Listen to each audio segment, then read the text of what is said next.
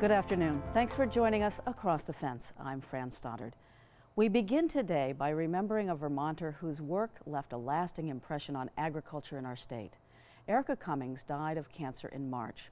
Erica was an agronomy specialist with UVM Extension's Northwest Crops and Soils team. Her passion for the environment took her all around the world and even brought her to across the fence. She was instrumental in founding and running the crop testing laboratory at UVM. The lab conducts quality analysis of grains, hops, and barley, and now her dedication has led to a legacy.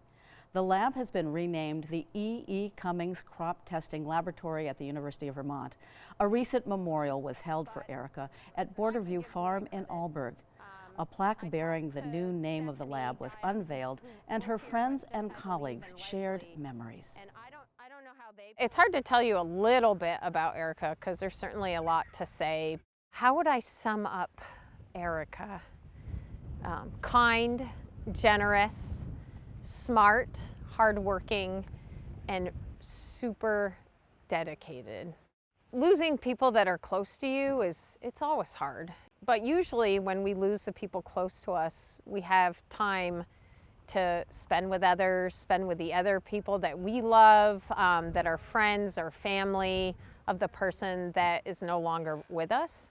And one of the challenging aspects of the pandemic is that we've lost a lot of people close to us, but we haven't had that time to be together, to celebrate their lives, mourn, and just spend that time together that we need when somebody passes away to, be sad, be happy, think about what they meant to us as a group, as a family, as a community.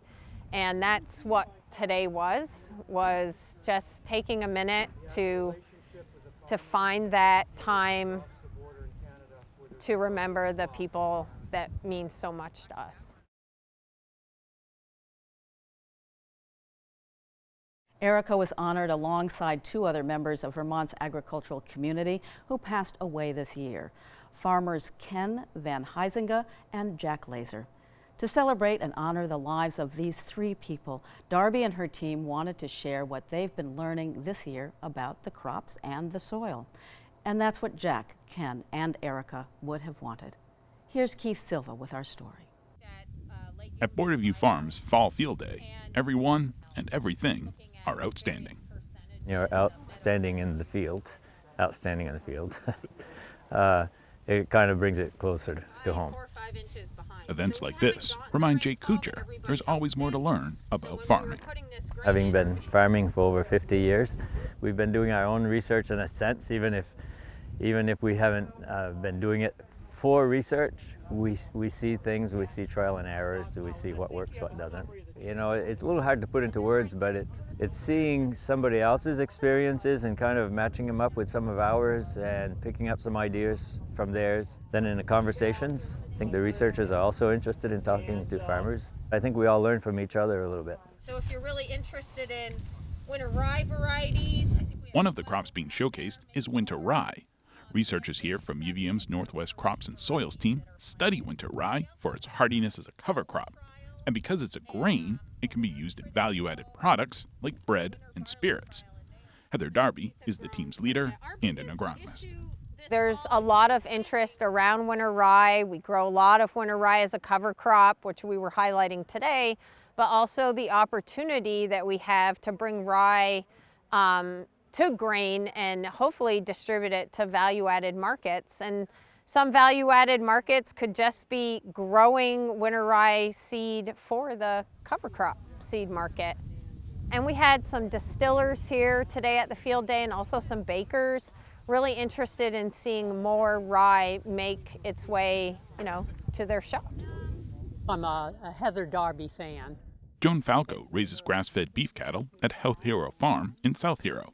This is her opportunity to pick up some pointers on which grasses to graze cattle and to meet one of her heroes. I've been to her nutrient management class and I wondered what she's up to here. And I really am quite impressed because she's working on things that are interesting to me.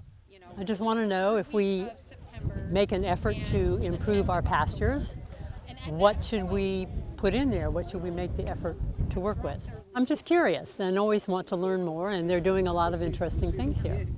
This is a great place for people to come and see things in action. Roy Beckford is the director of UVM Extension.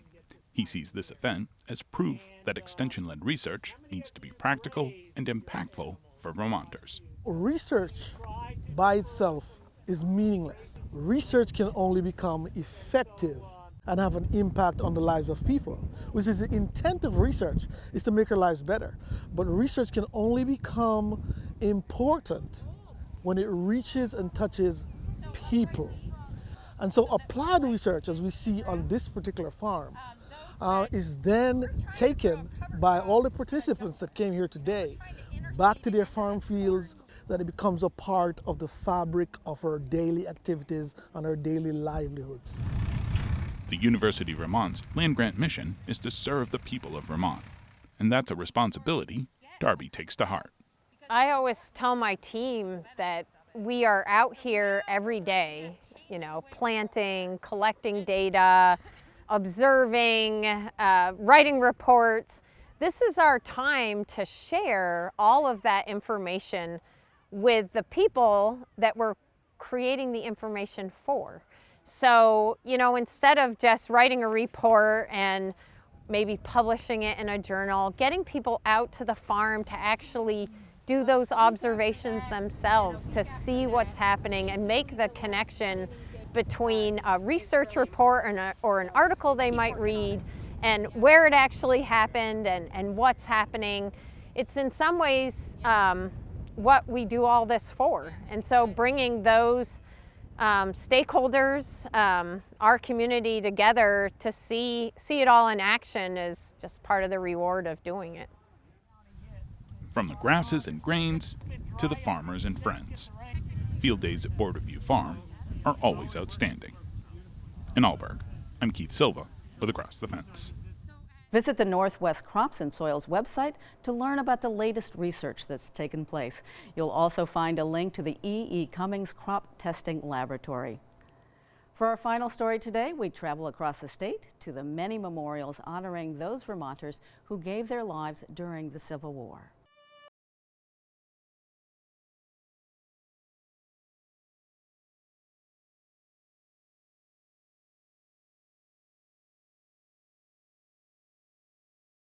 Civil War here in Vermont erected the first memorials. Here in Derby Line, this monument was erected on October 31st, 1866. Two speakers at the dedication, Josiah Grout, veteran of the Vermont Cavalry, soon to be governor, and a man named B.H. Steele, who said, 53 of the soldiers of our town lost their lives in the great work, and such lives, young, ardent, promising lives, around which clustered our fond hopes and tender aspirations. The monument has a plaque listing the names of all the soldiers from Derby who served. There are stars beside the names of those who died. There are many stars. One of Vermont's most intricate Civil War memorials stands here on the green in Coventry, dedicated in 1912, and made not of stone, but of metal. It has the likenesses of George Dewey, the hero of Manila Bay, who won a Medal of Honor in the Civil War at Vicksburg, of Abraham Lincoln and George Garrison Stannard, heroes of Gettysburg, and of Ulysses Grant. It also has the names of major battles. And there's a quotation on this monument that I like.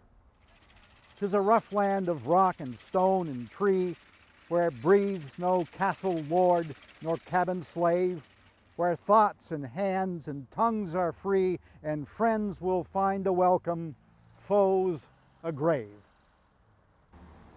Brattleboro's Civil War monument on the north side of the village in the town common is one of Vermont's finest. Atop it, a Union soldier looks south toward the old battlefields. The monument is from a grateful town honoring the 385 Brattleboro men who served. It includes a plaque bearing the state seal, a list of many of the major battles in which Vermonters fought. And also there are the healing words of Lincoln from the second inaugural address, with malice toward none, with charity to all. Woodstock honored its 289 veterans by putting an eagle-topped monument by the village school. Years went by, and the veterans decided it wasn't adequate, so they put up a new one in Tribou Park on the east end of town. It was dedicated on Memorial Day, 1909.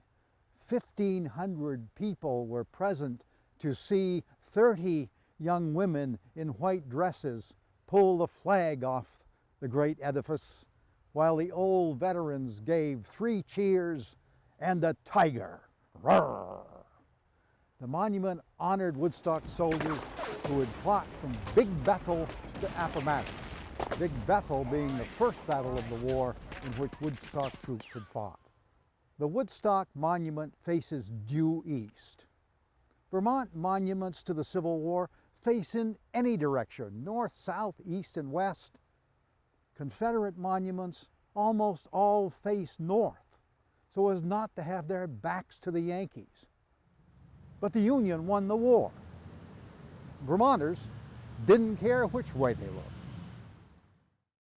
And that's our program for today. Thank you for joining us across the fence. I'm Fran Stoddard. Stay well.